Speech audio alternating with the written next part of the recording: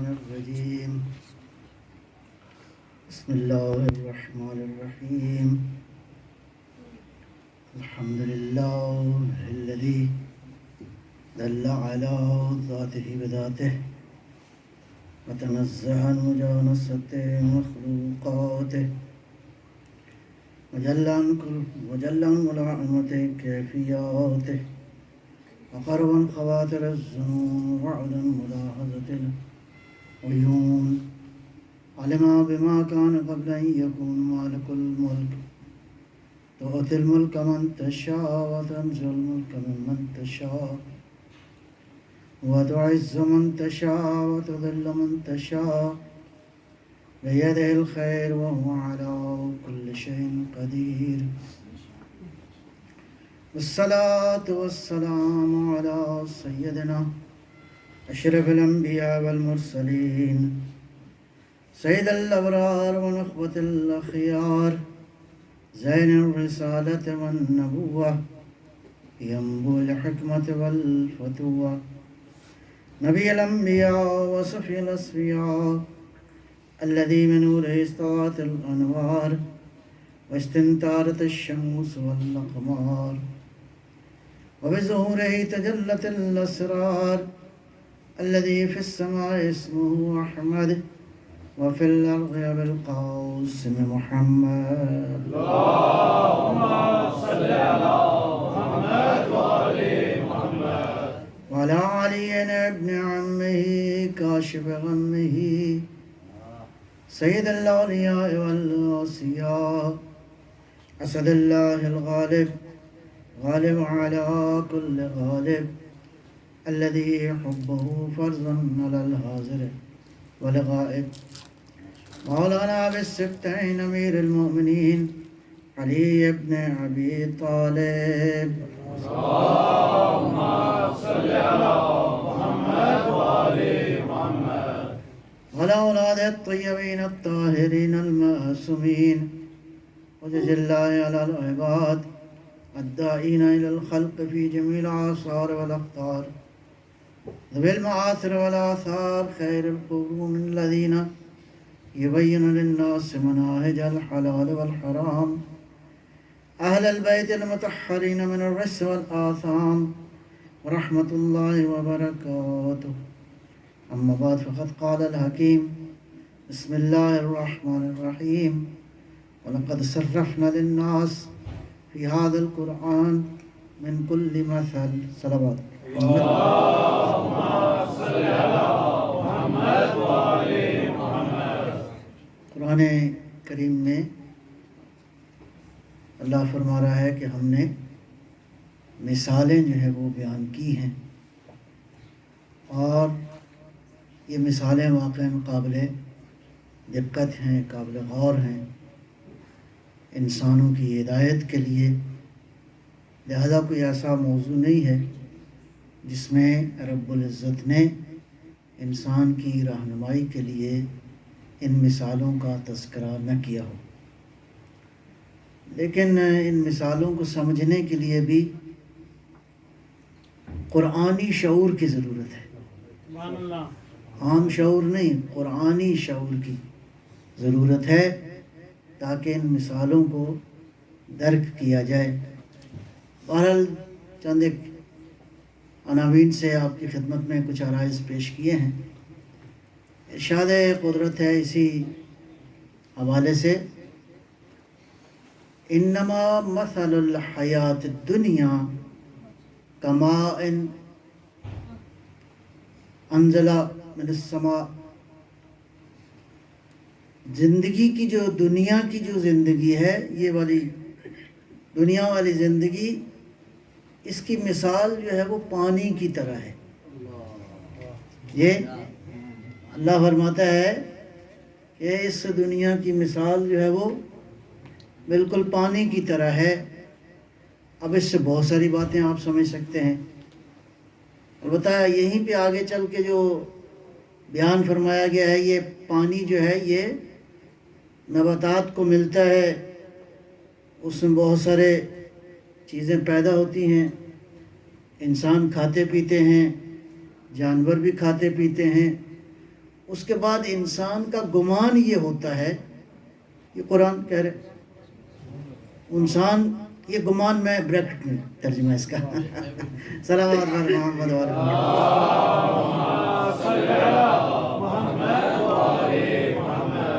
تو گمان کیا کرتا ہے؟ انہم لقادرون، لو جی اب تو ہم تو بہت ہو گئے ہیں، یا ہم نے تو ساری چیزیں حاصل کر لی۔ تو ہوتا یہ ہے کہ اللہ فرماتا ہے کہ پھر ایک ہوا آتی ہے اور یہ سارا کچھ ہوا ہو جاتا ہے۔ اب اللہ پوچھتا ہے کدھر گیا سارا کچھ؟ صلوات بر محمد۔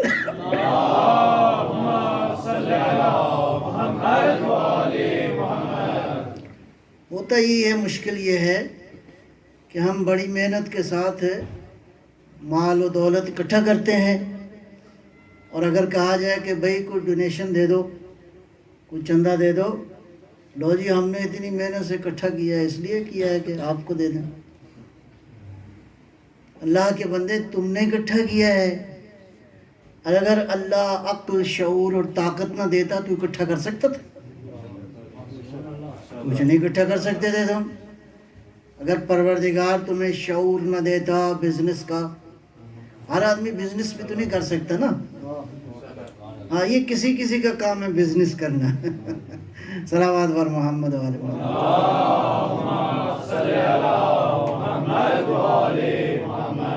البتہ پانی کی بحث بڑی خوبصورت ہے خود قرآن کریم کے اندر ہی، اس کی کئی ڈائمنشنز قرآن نے ایک صلوات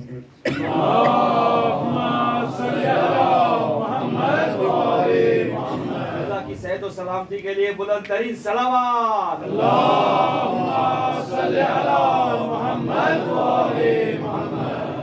تو پانی کی کئی ڈائمنشنز جو ہیں وہ اس قرآن میں بیان کی گئی ہیں، بہت قابل توجہ اور بہت خوبصورت بحث ہے یہ۔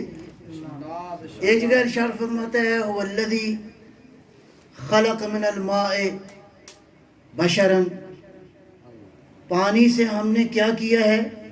بشر کو خلق کیا ہے۔ ایک جگہ ارشاد فرمایا واللہ، اللہ وہ ہے خلق کل دابۃ، اس زمین پہ چلنے والے ہر حیوان کو اللہ نے کیسے بنایا ہے؟ من ماء، پانی سے بنایا ہے۔ تو آپ کو بھی پانی سے بنایا، جانوروں کو بھی پانی سے۔ اور ایک عجیب مرحلہ ہے، فرماتا ہے وَجَعَلْنَا كُلَّ شَيْءٍ وَجَعَلْنَا مِنَ الْمَاءِ كُلَّ شَيْءٍ حَيٍّ، جو چیز زندہ نظر آ رہی ہے اس کو ہم نے پانی سے بنایا ہے۔ آپ پانی کا دیکھ رہے ہیں وسعتیں کہاں تک ہیں۔ ایک جگہ ارشاد فرمایا کہ پانی سے نباتات بن رہے ہیں، پانی سے انسان خلق ہو رہا ہے، پانی سے ہر جانور بن رہا ہے۔ پھر فرماتا ہے کہ ہم نے ہر زندہ شے کس سے بنائی ہے؟ پانی سے بنائی ہے۔ شخص آیا مولا امام صادق صلوات اللہ وسلم،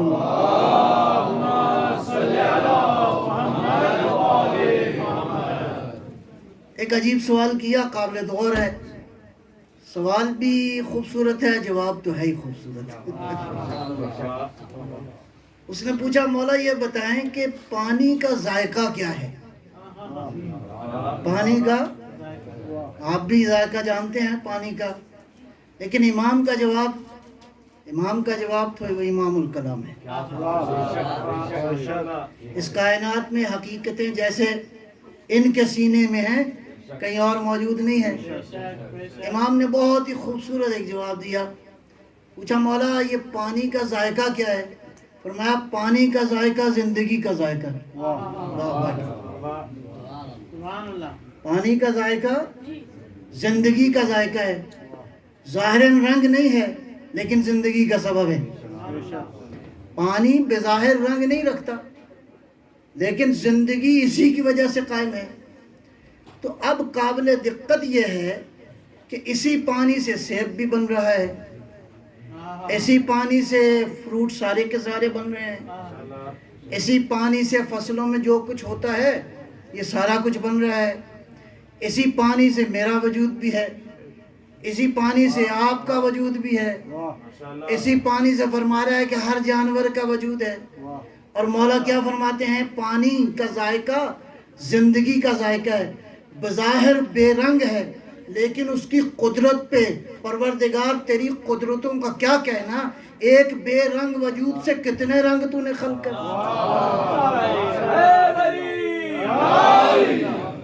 محمد صلوات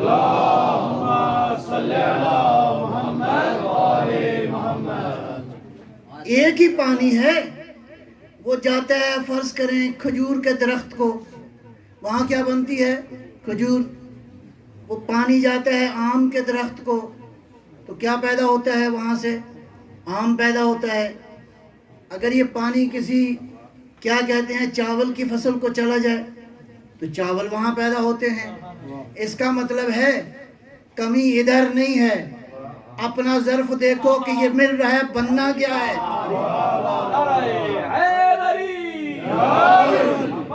محمد صلوات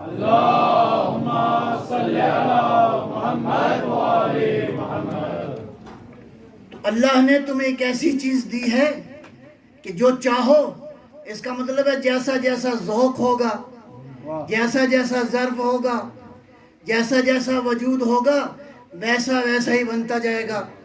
اب یہ جو فرمایا نا یوم اس دن کیا ہوگا؟ یحشر الناس علی نیاتہم، اس دن انسانوں کو ان کے ارادوں کے مطابق معشور کیا جائے گا۔ اللہ اکبر، قابل غور ہے، ارادوں اور انٹینشنز کے مطابق جیسے ارادے ہوں گے ویسا ہی چہرہ وہاں پہ ہوگا۔ اسی لیے کہہ دیا انما الاعمال بالنیات، ارادوں پر ہے سارا کچھ دار و مدار، لہذا اگر ارادہ نیک ہوگا تو عمل بھی نیک ہوگا۔ اسی لیے فرمایا نیت المؤمن خیر من عملہ، مومن کی ارادہ، مومن کی نیت اس کے عمل سے زیادہ خوبصورت ہے۔ صلوات بر محمد و آل محمد۔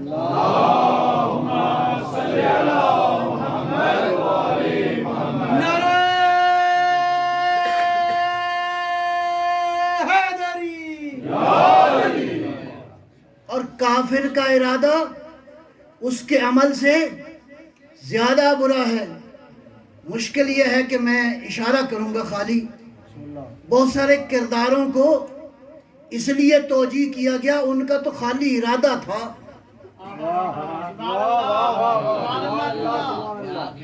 ان کا ارادہ تھا، یزید چاہتا تو نہیں تھا۔ یزید کا ارادہ فرض کریں کیا کہہ رہا ہے دین؟ ارادہ زیادہ خطرناک ہے آپ کے عمل سے، لہذا ارادوں کو پاک ہونا چاہیے۔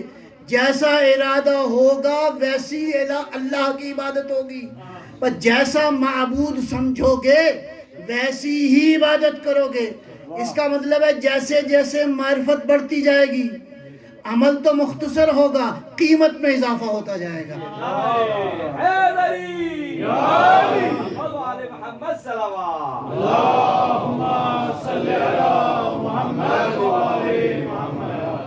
ضربۃ علی یوم الخندق افضل من عبادت الثقلین، کہ کبھی غور نہیں کیا آپ نے؟ کہہ کون رہا ہے؟ کیا کہہ رہا ہے؟ کس کے بارے میں کہہ رہا ہے؟ کہہ وہ رہا ہے جو کہتا ہے قرآن کہتا ہے، جو کہتا ہے تو اللہ کی مشیت کے مطابق کہتا ہے۔ کہنے والے نے کیا کہا؟ کائنات کے نبی نے فرمایا کہ خندق کے دن علی کی جو ضربت ہے عبادت نہیں،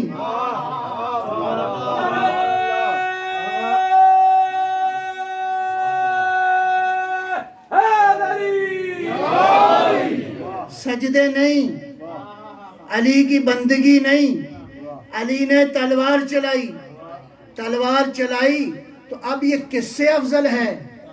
دنیا میں جتنے انسان آئے ہیں، جتنے آئیں گے، جتنے جنات آئے ہیں، جن بھی تھوڑے نہیں ہیں، ماشاءاللہ بہت زیادہ ہیں، یہ سارے کے سارے جن، یہ سارے کے سارے انسان عبادت کریں، یہ ایک طرف ہے علی کی ضربت، ایک طرف محمد صلوات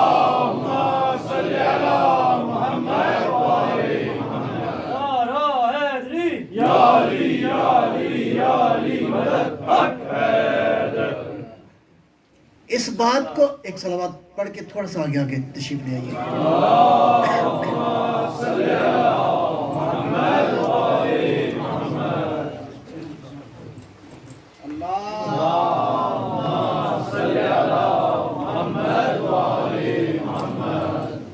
تو یا رسول اللہ یہ کیسے ہو گیا کہ علی کی ضربت کجا علی کے سجدے. مجھے ایک بات سمجھ میں آئی کہ علی ہر میدان میں علی تو ہے, علی سجدوں میں بھی علی ہے. یا رسول اللہ یہ کیسے ہو گیا؟ ہاں یہ کس لیے ہوا؟ ارادے کی وجہ سے. علی کا ارادہ اتنا پاکیزہ تھا, خدا کے عشق میں اتنا ڈوبا ہوا تھا کہ گویا بے الفاظ دیگر وہ تلوار چل رہی تھی, وہ ہاتھ علی کا نہیں تھا, اللہ کی مشیت تھا. محمد صلوات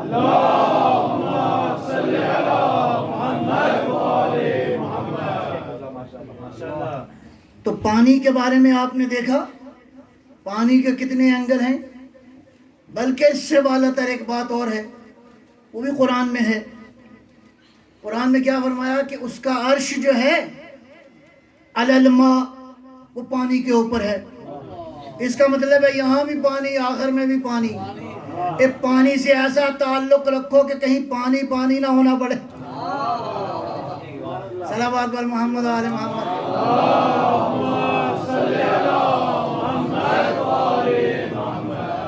کان عرشہ علی الماء, اس کا عرش کہاں پر ہے؟ پانی پر ہے. تو اس کا مطلب ہے پانی سے بڑا گہرا تعلق ہے. اب یہاں پہ جو ارشاد فرما رہا ہے بعض روایات کے مطابق, پروردگار کے انما مثل الحیات الدنیا, اس دنیا کی مثال جو ہے پانی کی طرح ہے. اس آیہ مبارکہ کے اندر کہ جب یہ ساری دنیا کے اندر لوگ اس پانی سے نتیجے میں جو نباتات آ رہے ہیں, یہ جو ان کو طاقت مل رہی ہے, یہ جو اس زندگی کے اندر استحکام مل رہا ہے, یہ مل رہا ہے, لیکن ایک مرحلے پر غرور کا یہ عالم آیا ہے کہ یہ غرور کا عالم یہ ہوا کہ انسان نے سمجھا کہ ہم ہی قادر ہیں. لیکن ایک ہوا آئے گی اور سارا کچھ اڑا کے رکھ دے گی. بعض حدیث میں آپ کی توجہ کا طالب ہوں, بعض روایات میں ہے کہ یہ اس وقت ہوگا جب قائم منتظر صلوات اللہ سلام اللہ علیہ,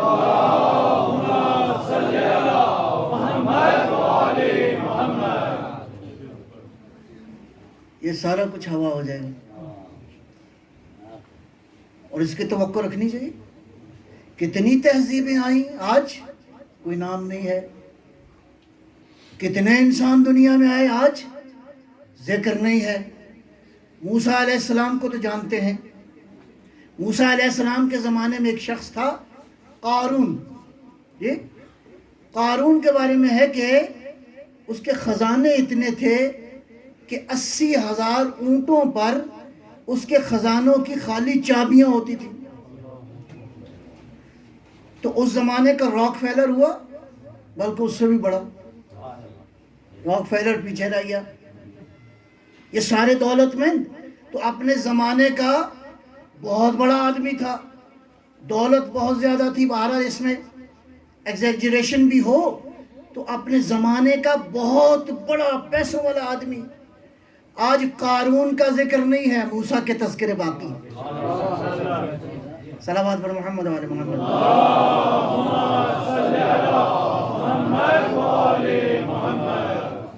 اس کائنات میں یہ جو خلقت کا عالم ہے, ابھی گزشتہ دنوں میں عرض کر رہا تھا, ابھی آہستہ آہستہ سمجھ آ رہی ہے.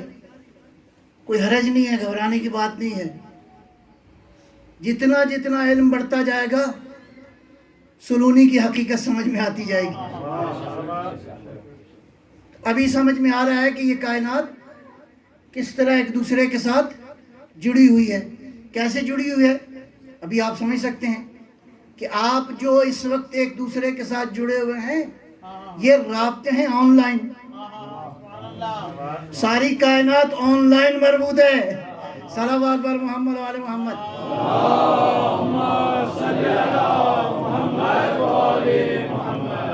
اس کو قرآن نے کس انداز سے بیان فرمایا؟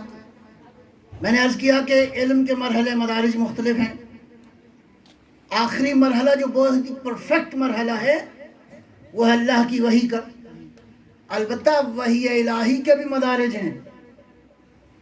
وحی کا جو معنی ہے، وحی کا معنی ہے کسی بھی میسج کو بہت جلدی پہنچانا اس انداز سے کہ کسی کو نظر نہ آئے. سیکرٹ انداز سے میسج کو ڈیلیور کرنا اس طرح کہ یہ میسج جلدی پہنچ بھی جائے.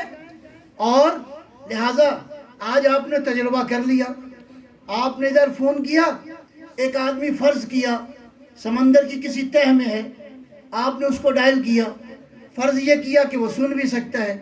آپ نے ادھر ڈائل کیا اور ادھر آواز پہنچ گئی. درمیان میں فاصلے ہیں یا نہیں ہیں؟ بہت فاصلے ہیں. درمیان میں اور رکاوٹیں بھی ہو سکتی ہیں. نہیں، یہ ایسا سسٹم یہ تم نے خلق نہیں کیا، یہ تم نے منکشف کیا ہے. خالق نے اس نظام کو رکھا ہے اس کائنات کے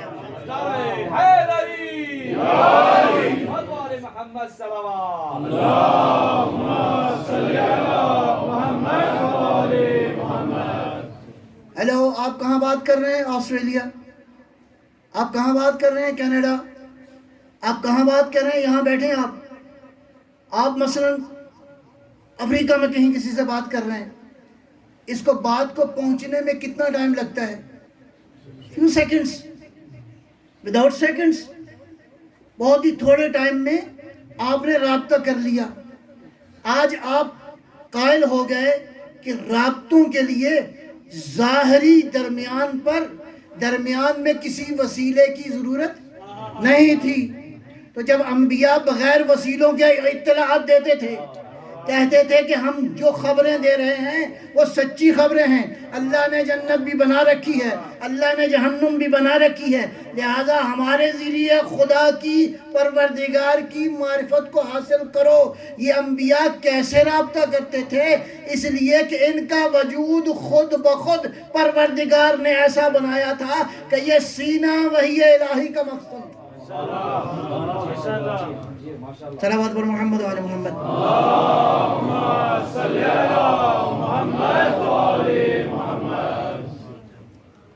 ساری باتیں ان کو پتہ ہے. وہ کچھ لوگ آئے، انہوں نے میٹنگ کی. پہلے سوچا یار ایسا کریں، کوئی ایسا سوال پوچھیں علی سے جا کے کہ مشکل میں پڑ جائیں. سوچتے رہے کہ ایسا کوئی سوال ہو جس میں آپشن زیادہ ہو، یہ ہے یا یہ ہے. تو اس طرح کا کوئی سوال کہا ٹھیک ہے. سوچے بہرحال ایک سوال جو ہے انہوں نے محنت کر کے تو بنایا.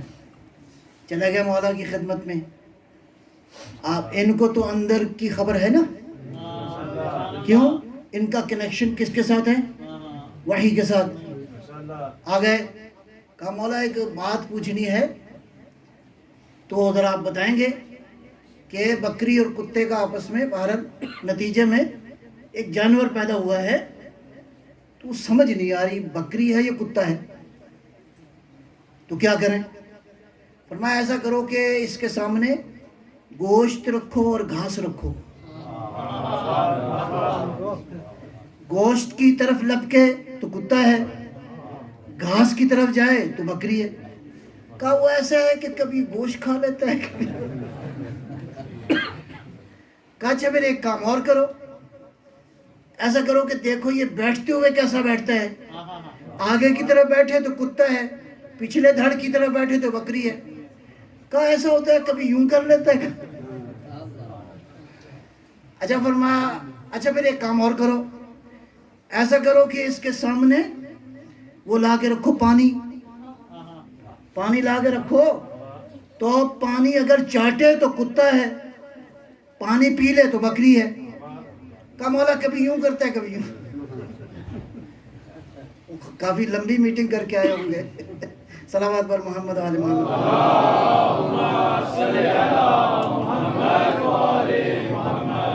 کہا میرے ایک آپشن اور بھی ہے, اس کو ریوڑ کے اندر ڈالو. اگر ریوڑ کے اندر رہے تو بکری ہے, اگر ریوڑ کے باہر کبھی آگے کبھی پیچھے جائے تو کتا ہے. اللہ اکبر. علی حقیقتوں کو جانتے ہیں. کہا مولا اصل میں یہ دونوں کام کرتے ہیں. اب علی مسکرائے, فرمایا اب ایک آپشن اور بھی ہے, اس کو ذبح کر کے دیکھو, انتڑیاں نکل آئیں تو کتا ہے, اوجڑی نکلے تو بکری ہے. اب نہیں کہہ سکتے تھے کہ ذبح بھی کیا ہے اور محمد صلوات.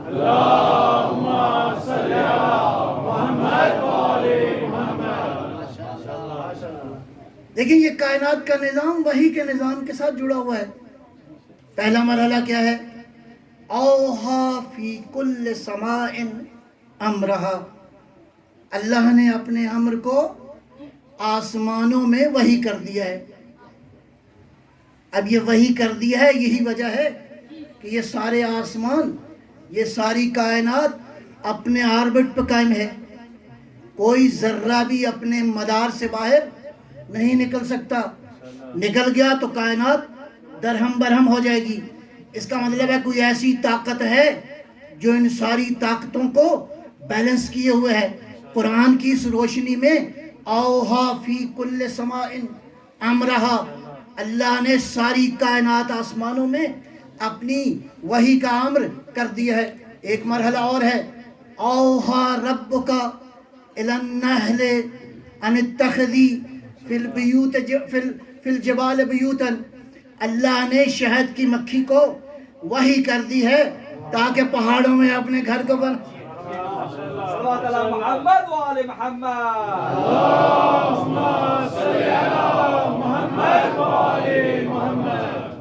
کوئی تو ہے جو اس نظام ہستی میں اس تنوع کو, اس ڈیلیکیسی کو, اس پرفیکشن کو, اس کمپلیکیشن کو, اس بیلنس کو, اس ہارمنی کو, اس کمیونیکیشن کو قائم کیے ہوئے ہے. ایک مرحلہ اور بھی ہے, اور وہ کیا ہے؟ فَأَلْهَمَهَا فُجُورَهَا وَتَقْوَاهَا. ہم نے تمہارے وجود میں الہام کر دیا ہے نیکی کی شناخت بھی اور برائی کی شناخت بھی. اب مرضی ہے اس راستے پہ چلے جاؤ, اس راستے پہ چلے جاؤ. تمہیں دیا گیا ہے اختیار, باقیوں کو اختیار نہیں ہے. باقیوں کو اختیار نہیں ہے. چاند اور سورج اور ستاروں کے درمیان یہ کم از کم اپنی بات کرتے ہیں. سولر سسٹم کے اندر اگر ذرہ برابر بھی سورج آگے پیچھے ہو جائے تو نظام تہوبالا ہو جائے. لہٰذا سورج عبد محض ہے, کوئی اختیار نہیں ہے اس کے پاس. تم ایسی مخلوق ہو کہ تمہیں اختیار دیا گیا ہے. فَأَلْهَمَهَا فُجُورَهَا وَتَقْوَاهَا قَدْ أَفْلَحَ مَنْ زَكَّاهَا. فلاح پا گیا وہ جس نے کیا کیا, اپنے نفس کو تزکیہ کیا. مولا امیر المومنین علی ابن ابی طالب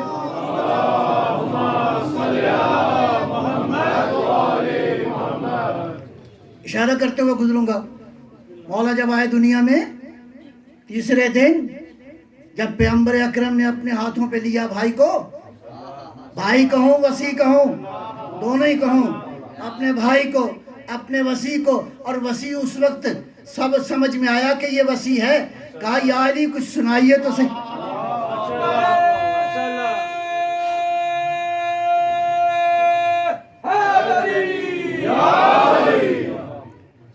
تو جب پوچھا یا رسول اللہ کیا سناؤں, فرمایا قرآن سنائیے. ارے بھائی ابھی قرآن نازل نہیں ہوا, قرآن نازل نہیں ہوا. میں اس لیے عرض کر رہا ہوں کہ جب مصطفیٰ قرآن لے رہا تھا, جب مصطفیٰ نبوت لے رہے تھے, علی اس زمانے کا گواہ ہے. الرحمن علم القرآن.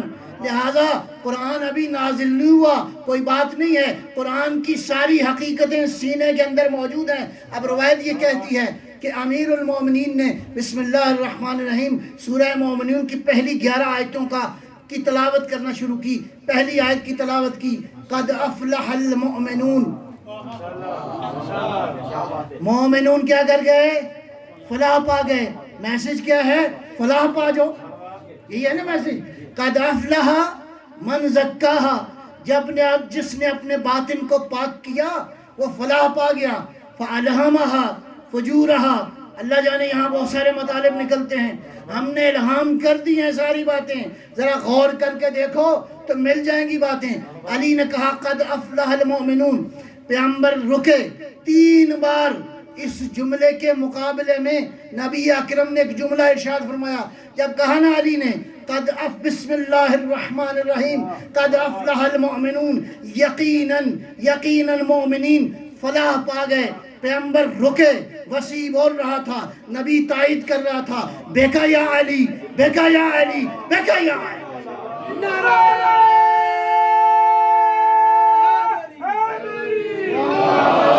محمد وآل محمد صلوات.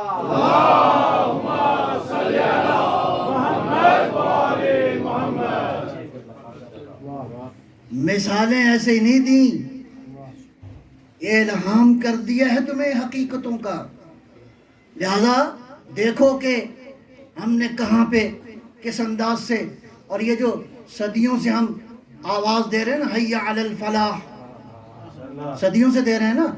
یہ اذان بیسیکلی پورا دین کا جو ایجنڈا ہے یہ اس کا خلاصہ ہے.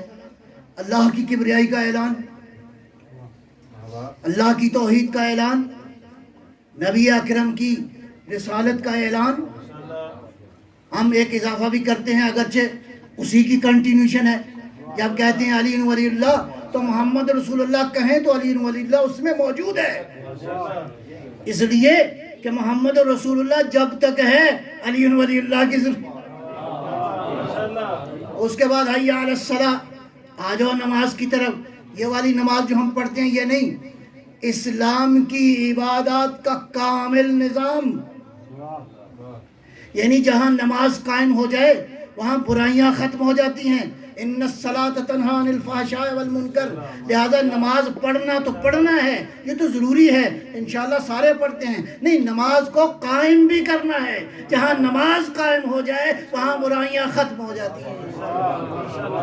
محمد وآل محمد.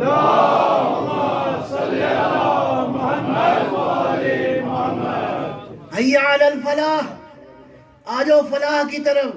یہ خالی لفظ کہنے کا نہیں کہا گیا کہ خالی صدیوں تک کہتے رہو حی علی الفلاح، میرے کہنے سے فلاح ہو جائے گی. نہیں، فلاح کرنے سے فلاح ہوگی. تو صدیوں پہلے NGO کا تصور دے دیا دین کہ دنیا کے اندر فلاح کا جو میسج دے رہے ہو، تمہارے مراکز کو فلاح کا مرکز ہونا چاہیے. لہذا یہ سارے کا سارا میسج دے دیا. لہذا تمہارا انتخاب ہے کہ تم نے اس میسج کو حقیقت میں اپنی زندگی میں کس طرح امپلیمنٹ کرنا ہے. ایک صلوات اللہ فرمائیے گا انشاءاللہ.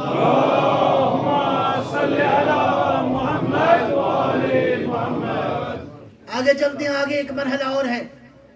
اوحینا، ہم نے وحی کی، الی ام موسیٰ، ہم نے موسیٰ کی ماں کو وحی کر دی، ان ارضعی ہے کہ اس بچے کی بہرحال اس کو کھلانا پلانا، اس کی تربیت کرنے کے لیے اللہ نے وحی کی. یہ کون سی وحی ہے؟ اس کا مطلب ہے خالق نے اس نظام عالم کے اندر ایک سسٹم رکھا ہے تاکہ تم تک میسج پہنچتا رہے. تم آج کہہ رہے ہو، قرآن نے صدیوں پہلے کہا یہ کائنات تم سے کمیونیکیٹ کرتی ہے. تمہیں آج سمجھ میں آئی. اللہ فرما رہا ہے ہم نے موسیٰ کی ماں کو وحی کر دی تاکہ اپنے بچے کو اس کی یہ نگہداشت کرے. میں اشارتاً ترجمہ کر رہا ہوں. اگلے مرحلے میں وحی کا ایک پہلو اور ہے، ذرا سمجھیے گا. وہ کیا ہے؟ ان الشیاطین، شیاطین کیا کرتے ہیں؟ لیوحون، یہ بھی وحی کرتے ہیں. اللہ اکبر. ان الشیاطین لیوحون، یہ بھی وحی کرتے ہیں. کیسے کرتے ہیں؟ کس کو کرتے ہیں؟ الی اولیائہم، جو ان کے ولی ہیں، جو ان کے دوست ہیں.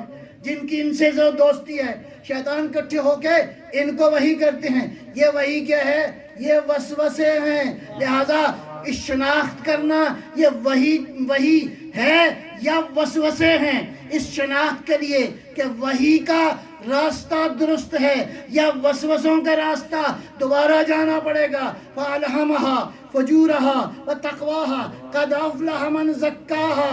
اللہ پروردگارہ تزکیہ کیسے کریں؟ اللہ نے بتا دیا، لَقَدْ مَنَّ اللَّهُ عَلَى الْمُؤْمِنِينَ إِذْ بَعَثَ فِيهِمْ رَسُولًا يَتْلُو عَلَيْهِمْ آيَاتِهِ وَيُزَكِّيهِمْ۔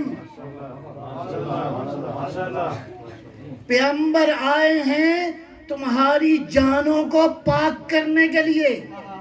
تزکیہ کا مطلب ہے پیوریفیکیشن، عقائد کی پیوریفیکیشن، خیالات کی پیوریفیکیشن، اعمال کی پیوریفیکیشن۔ ہر ایک جہت سے انسان کو پاک کرنے کے لیے آئے ہیں، تمہیں پاک بنانے کے لیے آئے ہیں، تمہارے عقیدوں کو، تمہارے اعمال کو، تمہاری جان کو، تمہاری روح کو، تمہارے نفسوں کو۔ ارے معصوم اسی کو کہتے ہیں جس کا خیال بھی گناہ کی طرف نہ جائے۔ یزکیہم، پیغمبر آئے ہیں پاک کرنے کے لیے۔ بس ایک طرف وہ ہے جو پیغمبر کے رزق کے نتیجے سے، پیغمبر کے واسطے سے وحی مل رہی ہے، وہ بھی وحی ہے۔ قرآن کہہ رہا ہے کہیں گڑبڑ نہ کر دینا، شیطان بھی وحی کرتا ہے، رحمان بھی وحی بنا رہا ہے، لہذا وسیلہ وہ تلاش کرو جو حقیقی وحی کی طرف تمہیں۔ محمد صلوات۔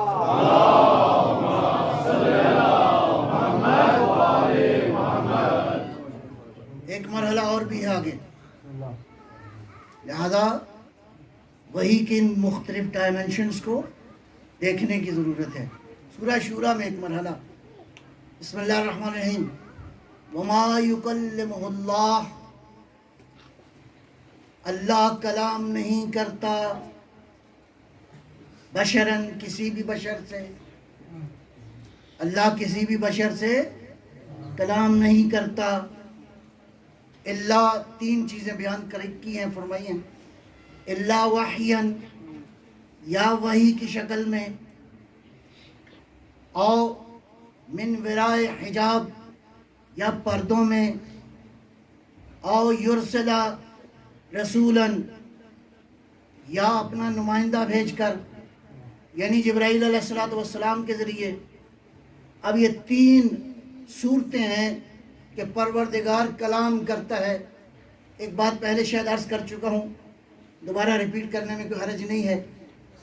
ایک شخص آیا امام محمد باقر علیہ السلام،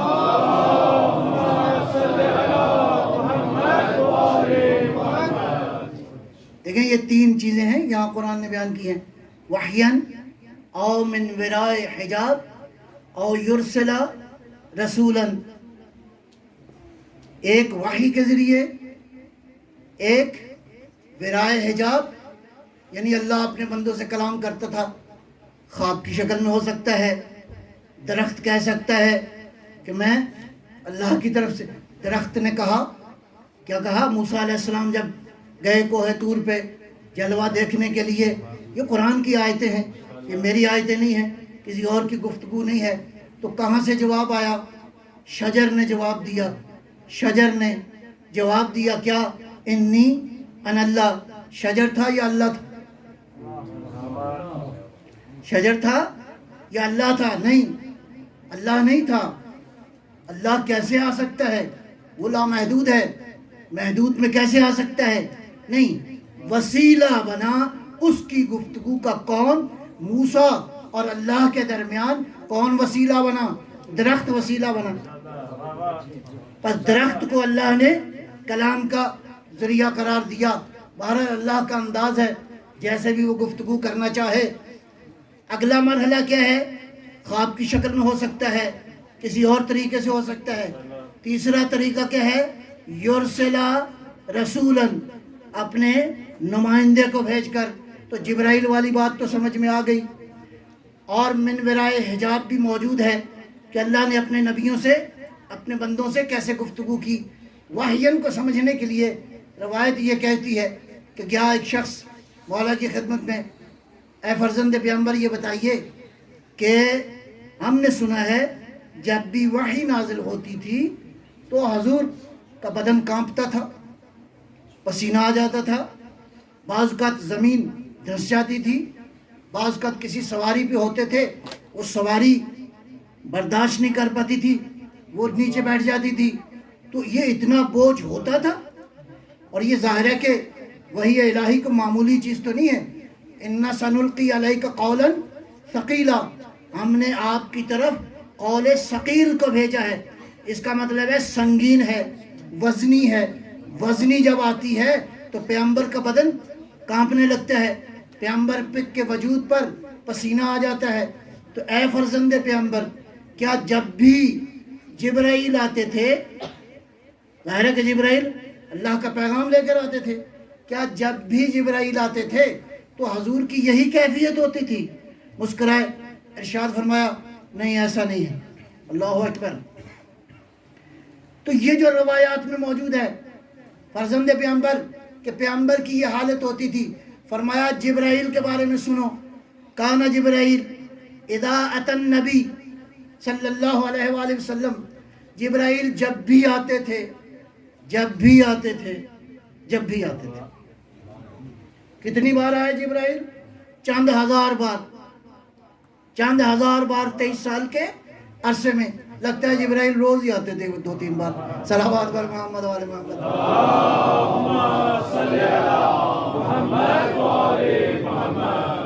کہ جب بھی جبرائیل آتے تھے اذا اتی النبی صلی اللہ علیہ وآلہ وسلم قعد بین یدیہ کقعدۃ العبد، حضور کی بارگاہ میں اس طرح بیٹھتے تھے جیسے غلام آقا کی بارگاہ میں بیٹھتا ہو۔ غلام کے آنے سے پسینہ نہیں آتا، غلام کے آنے سے کپ کپی نہیں آتی۔ اے فرزند پیغمبر یہ حالت کب ہوتی تھی؟ فرمایا جب براہ راست خدا اپنے محبوب سے بات کرتا۔ محمد صلوات۔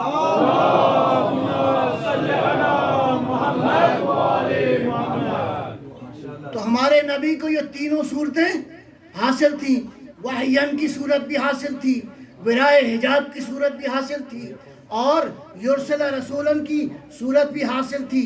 اب یہ جو وحی یہ کہہ رہی ہے کہ ساری کائنات میں اللہ نے وحی کر دیے ہے، اپنی وحی، اپنے امر کو وحی کر دیا ہے۔ یہ ساری کائنات، اس کا مطلب ہے جہاں جہاں تک وحی کی رسائی ہے، جہاں جہاں تک اس کائنات میں وحی کی رسائی ہے، وہاں تک تو پیغمبر کی نگاہ کو جانا چاہیے۔ میں اس کو ایک اور انداز سے عرض کرتا ہوں۔ ابراہیم علیہ السلام کے بارے میں قرآن نے ارشاد فرمایا، نور ابراہیم ملکوت السماوات والارض، ہم نے ابراہیم کو اس ساری کائنات کا باطن دکھا دیا۔ تو جو ہے انشاءاللہ ہم نے ساری کائنات کا، ملکوت کا یعنی باطن کا، گویا ابراہیم زمین پر بیٹھ کر ساری کائنات کا مشاہدہ کرنے کی صلاحیت پروردگار نے دے دی۔ ابراہیم میں اور فخر ابراہیم میں فرق ہے۔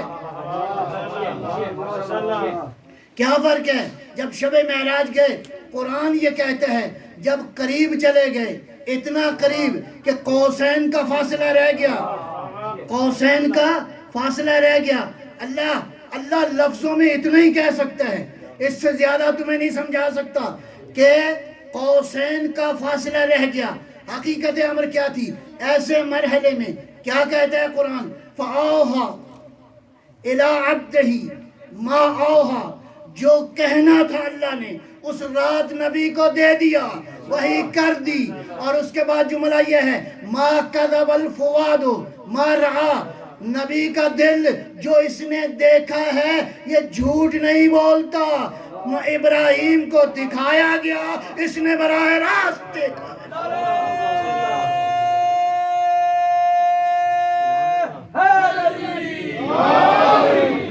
محمد صلوات۔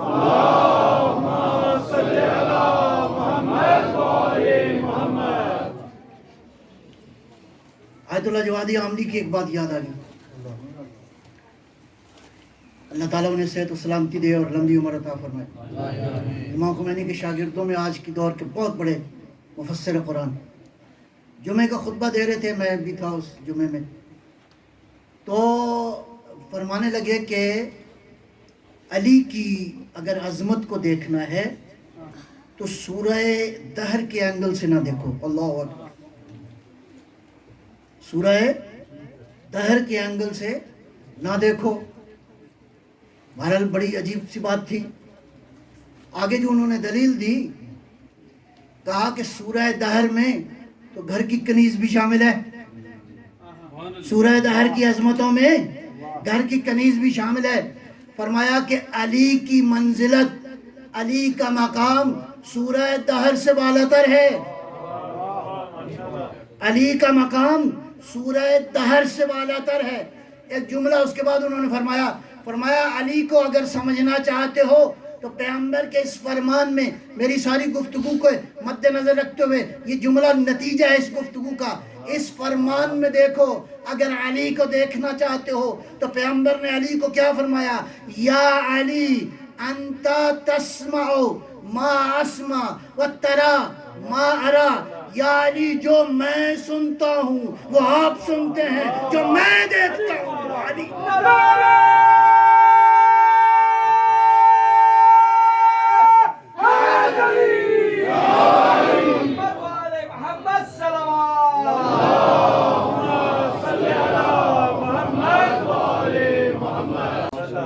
بہرحال دامن وقت میں گنجائش نہیں ہے، تھوڑا سا فضائل ایک دو سنیے گا جس ہستی کا آج ذکر ہے۔ درود و سلام ہو، ہماری جانیں قربان ہو اس پر جس نے اپنا سب کچھ حسین پہ قربان کرتا۔ معمولی ہستی نہیں ہے۔ آپ نے مولا ابوالفضل العباس کی زیارت میں ایک جملہ غور کیا ہوگا، عجیب جملہ ہے وہ، بہت ہی عجیب۔ سلام اللہ و سلام ملائکتہ المقربین، اللہ کا سلام، ملائکہ مقربین کا سلام، یعنی جبرائیل کا سلام، یعنی میکائیل کا سلام، خدا کے مقرب فرشتوں کا سلام، انبیاء المرسلین، انبیاء مرسلین کا سلام، یعنی جناب عیسیٰ کا سلام، جناب موسیٰ کا سلام، جناب ابراہیم کا سلام، حضرت نوح کا سلام۔ سلام اللہ و سلام ملائکتہ المقربین و انبیاء المرسلین و عباد اللہ الصالحین، اس کائنات کے جتنے صالح بندے ہیں اللہ کے، ان سب کا سلام، جمیع الشہداء، یہ معمولی بات نہیں ہے، میرے اور آپ کے آقا مولا امام زین العابدین علیہ السلام،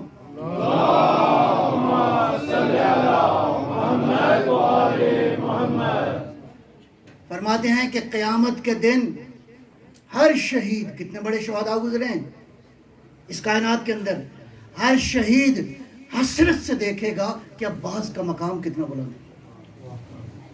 وجمیع الشہداء والصدیقین، ان سب کا سلام ہو، کس پر؟ بلکہ بات یہاں رکتی نہیں ہے، الزاکیات الطیبات، کیسا سلام؟ پاک و پاکیزہ سلام۔ تاکید ہو گئی، اے پروردگار تیرا سلام، ملائکہ مقربین کا سلام، انبیاء مرسلین کا سلام، عباد اللہ الصالحین کا سلام، تمام تر شہداء اور صدیقین کا سلام۔ کون سا سلام؟ الزاکیات الطیبات، پاک و پاکیزہ سلام۔ اور کب یہ ہوتا ہے سلام؟ فیما تقتدی و تروح، صبح بھی سلام ہے، شام کو بھی سلام ہے، سارا دن سلام ہے، ساری رات سلام ہے، گویا کوئی ایسا لہجہ نہیں ہے جب یہ سلام نہ پہنچ رہا ہو۔ اللہ اکبر، علیکہ علیکہ، آپ پر سلام ہو، یابن امیر المؤمنین، اے امیر المؤمنین کے بیٹے، آپ پر سلام ہو۔ یہ معمولی مقام نہیں ہے کہ کائنات ساری کی ساری عباس کی بارگاہ میں سلام دے۔ सलावत आवाज बुलंद तरीन नारा सलावत।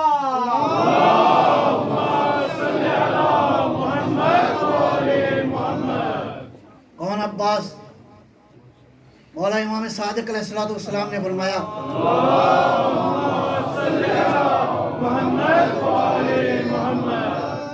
काना अम्मुन अल अब्बास नाफिद अल बसीरा। अजीब है, हमारे चचा अब्बास नाफिदुल बसीरत थे। बस साहिब बसीरत होना और है, नाफिजुल बसीरत होना और है। उलमा ने इसकी तफसीर लिखी है, फरमाया नाफिजुल बसीरत वो होता है कि कायनात में कहीं देखना चाहे तो रुकावटें सामने नहीं आती। अल्लाहु अकबर। एक रवायत मैंने सुनी है बाज़ उलमा से, कहा जब हज़रत अब्बास अलैहिस्सलाम का सिन्न मुबारक 15 बरस का हुआ तो मौला कायनात ने बुलाया अपने बेटे को, सीने से लगाया, गोद से लिए, गोद में बिठाया, दो चार बातें की और उसके बाद एक बात फरमाई। मैं अब्बास बेटा, जी बाबा, बेटा ऐसा है कि मैंने, क्योंकि आप किस मरहले पर हैं, 15 साल, अब तकलीफ आ गई, अब ज़िंदगी थोड़ी सी और तरह से शरी तौर पर, वरना ये ख़ानदान तो ज़ाहिर है मालूम है कैसा ख़ानदान है, सारी हकीकतों से आगाह है। तो मौला ने ये चीज़ें दर हकीकत मैसेज है हमारे लिए, आने वाली नस्लों के लिए। बेटा अब्बास, जी बाबा, बेटा मैंने रसूलुल्लाह की 32 साल ग़ुलामी की है। अल्लाहु अकबर। रवायात कहती हैं कि मौला हसनैन को कोई काम नहीं कहते थे। अल्लाहु अकबर। हसनैन को काम नहीं कहते थे, अपने बाकी बेटों को कुछ चीज़ चाहिए, कुछ चीज़ कहनी है तो अपने बाकी फर्जंदों को कहते थे, इसलिए कि ये रसूलुल्लाह के फर्जंद हैं। अल्लाहु अकबर। अभी जब ये बात मौला कह रहे हैं तो कहा बेटा मैंने रसूलुल्लाह की 32 साल ग़ुलामी की है। अल्लाहु अकबर। अब अब्बास जैसे बेटे को इशारे काफ़ी है, तशरीह की ज़रूरत नहीं है, बिल्कुल नहीं। जी बाबा, बात समझ में आ गई। एक दिन गुजरा, 2 दिन गुजरे, 3 दिन गुजरे, इमाम हुसैन अलैहिस्सलाम ने तीसरे दिन, भैया अब्बास मैं तेवर बदले बदले देख रहा हूँ। कैसे? अब वो पहले वाला अब्बास नहीं है, आज से अब्बास ने भाई कहना छोड़ दिया है। बस तमहीद बन गई। आज से अब्बास ने हुसैन को भाई कहना छोड़ दिया और हुसैन के एहतराम में अगर हुसैन सवारी पे हैं अब्बास उतर जाते हैं, हुसैन महफिल में अब्बास खड़े हो जाते हैं। कहा भैया अब्बास खैर तो है, तेवर बदले हुए देख रहा हूँ। कहा बाबा ने समझा दिया है, आज के बाद तू आका है। मैं बोला लेकिन अज़ादारों एक अजीब मंजिल आई। आशूर की रात ढलने से पहले दुश्मन ने हमला किया। अब हुसैन चाहते हैं कि इस रात की मोहलत ले लें। अब चूंकि इमाम कह चुके थे अब्बास पहल हमने नहीं करनी, दुश्मन पहल करेगा। रोज़े आशूर दुश्मन ने पहल की। अब अब्बास तड़पे हैं। कहा मौला आका दुश्मन ने पहल कर दी है, इजाज़त है, इजाज़त है मुझे जंग की। हुसैन ने एक अजीब जुमला कहा उस रात, एक अजीब जुमला तारीखों ने लिखा है। हुसैन ने आंख भर के अब्बास की तरफ निगाह करके एक जुमला कहा, नफ्सी अंता बे अखी, मेरा भाई मेरी जान तुझ पर कुर्बान हो। हुसैन कह रहे थे भाई, जब देखा ना हुसैन अपनी जान कुर्बान करने के लिए तैयार हैं, कहा मौला हुक्म कीजिए। कहा अब्बास جاؤ آج کی رات کی مہلت لے کر آؤ، میں چاہتا ہوں یہ رات اپنے مالک سے گفتگو میں گزاروں۔ اللہ داروں بڑا مشکل تھا عباس کے لیے، عباس جیسوں کے لیے اجازت مانگنا ایک رات کی۔ گویا عباس گئے، جا کے عمر سعد سے کہا آج رات کی مہلت دو۔ اس ظالم نے بھی ایک شرط اور رکھ دی، پتہ نہیں عباس پہ کیا گزری ہوگی۔ کہا شرط یہ ہے کہ خیموں کو فرات سے ہٹا دیا جائے۔ جس نے زندگی بھر کربلا کا انتظار کیا ہو، عباس نے ایک خط کھینچا، کہا عمر سعد یہ خط، یہ لائن کھینچ رہا ہوں، جرأت ہے تو اس کے ادھر آ کے مجھے دکھاؤ، میں تمہیں بتاتا ہوں کہ میں کس کا بیٹا۔ یہ منظر دیکھنا تھا حسین نے۔ میں گئے حسین کہاں پہ؟ زینب کبریٰ کے پاس۔ کہا بہن آپ ذرا سمجھو۔ بہن نے جب بھائی کی بات سنی، کہا اماں فضہ جاؤ عباس سے کہو کہ واپس آ جائے۔ اماں فضہ گئی، کہا عباس زینب کہہ رہی ہے واپس آ جاؤ۔ کہا بس چند لحظوں کی مہلت دے دو، ابھی تمہارے لیے خوشخبری لے کر آؤں گا۔ اماں فضہ واپس گئی، کہا عباس کو کہو اور زینب کہہ رہی ہے خود آتے ہو یا میں آ جاؤں۔ ارے لہجے لہجے پر امتحان ہے اس شاہ سوار کا۔ بس میں مظلوم کم کر رہا ہوں۔ عاشور کی صبح طلوع ہوئی، ایک ایک کر کے شہید جانا شروع ہوئے۔ حسین کے ساتھ ساتھ ہیں عباس۔ ایک دفعہ ایک ایسا مرحلہ آیا کہ جب عباس تنہا رہ گئے، آئے کہا مولا کم از کم اب مرنے کی اجازت تو دے دو۔ حسین نے ایک بار پھر امتحان لے لیا۔ عباس انت صاحب لوائی، تو میرا علمدار ہے۔ عباس نے دائیں دیکھا بائیں دیکھا، کہا مولا وہ لشکر کہاں ہے جس کا میں علمدار ہوں۔ اتنے میں ایک منظر دیکھا، خیموں سے چھوٹے چھوٹے ہاتھوں پہ کاسا تھا، سکینہ لیے آئی، کہا چچا پانی تو لے آؤ۔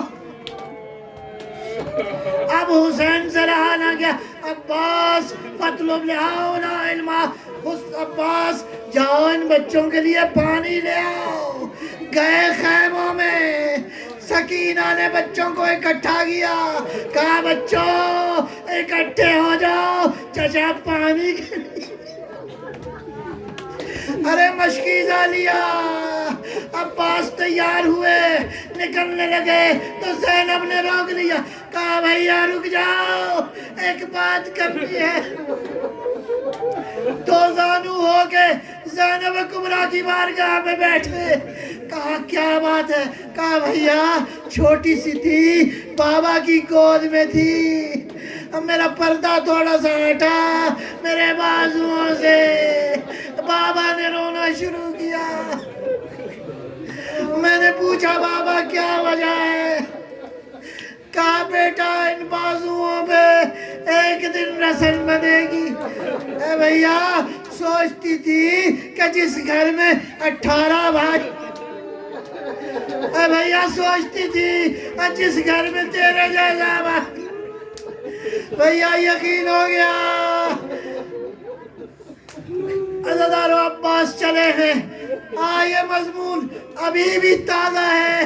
آج لگ رہا ہے کہ عباس ابھی گئے ہیں میدان وغا کی طرف۔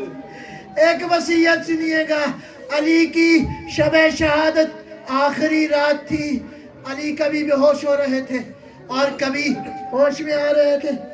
ایک دفعہ ہوش آیا تو کہا میرا بیٹا عباس کدھر ہے؟ دیکھا عباس ایک جگہ پہ دھاڑے مار مار کے رو رہا ہے۔ محفل میں سارے موجود تھے، علماء یہ کہتے ہیں، تاریخ کہتی ہیں محفل سے زینب اٹھی ہے۔ زینب جے جا کے بھائی کا شانہ ہلایا، کہا بھائیا اس حالت میں بابا بلا رہے ہیں، آئے عباس۔ علی نے سینے سے لگایا، لگانے کے بعد کان میں کوئی بات کہی۔ وہ بات کیا تھی؟ عباس فرات میں اترے، علی کی وصیت یاد آئی۔ علی نے کہا تھا میرا لال جب فرات میں اترو تو اپنے بھائی حسین کی پیاس کو یاد رکھنا۔ آپ نے سنا ہے نا، عباس جب ترائی میں اترے، چلو میں پانی بھرا، ایک دفعہ نگاہ کی، بابا بابا میری وفا نہیں کہتی کہ یہ پانی عباس کے لبوں میں۔ بڑا مشکل ہے مضمون کو مزید پڑھنا، مختصر کر رہا ہوں۔ عباس نے پانی لیا، گھوڑا تیزی کے ساتھ آگے بڑھایا، بڑھاتے جا رہے ہیں کہ اتنے میں ایک ظالم بڑھا، اس نے دائیں بازو میں وار کیا، دائیں بازو قطع ہوا۔ عباس نے میسیج دیا، واللہ ان قطعتم یمینی انی احامی ابدا دینی ان امام صادق الیقینی۔ میرا بازو کاٹ دیا ہے، سمجھتے ہو کہ میں حسین کا ساتھ نہیں تھا؟ میں قیامت تک حسین کے ساتھ۔ عباس ابھی تیزی کے ساتھ آگے بڑھتے ہوئے جا رہے، اتنے میں ایک ظالم آیا، اس نے بایاں بازو قطع کیا۔ اب اس شجاع کا عظیم عالم ہے، ان کٹے ہوئے بازوؤں کے ساتھ کسی طرح مشکیزے کو سنبھالا، دانتوں میں رکھا، راہوار سے کہا ذرا تیز پہنچو، یہ پانی کسی طرح سکینہ تک پہنچ۔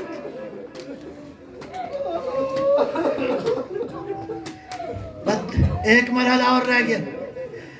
ابھی عباس تیزی کے ساتھ گھوڑے پہ جا رہے ہیں کہ ایک تیر آیا، مشکیزے پہ لگا، عباس کی آس ٹوٹ گئی۔ بعض علماء کہتے ہیں یہ ابھی آپ جاتے ہیں زیارت پہ، عباس کے بازو کہیں ہیں، عباس کا حرم کہیں ہے۔ بعض روایات یہ کہتی ہیں جب عباس نے دیکھا نا مشکیزے پہ تیر لگا ہے، عباس نے دوبارہ فرات کا رخ کیا۔ اللہ اکبر۔ اس کے بعد ایک مرحلہ ایسا آیا، عباس کے سر پہ گرز لگا۔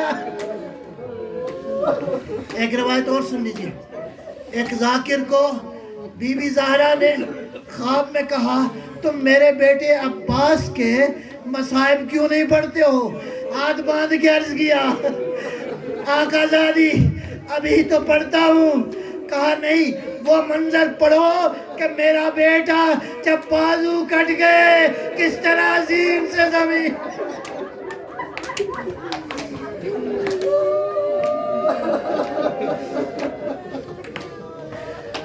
بس آئے زین سے زمین پہ آواز دی، السلام علیکم یا ابا عبداللہ۔ حسین نے کمر میں ہاتھ رکھا، الان ان کا سر غاری، آج حسین کی کمر ٹوٹ گئی۔ پہنچے عباس کا سر اپنی آغوش میں رکھا۔ بس عزادارہ مختصر یہ کہ عباس نے کہا مولا ایک آخری خواہش ہے۔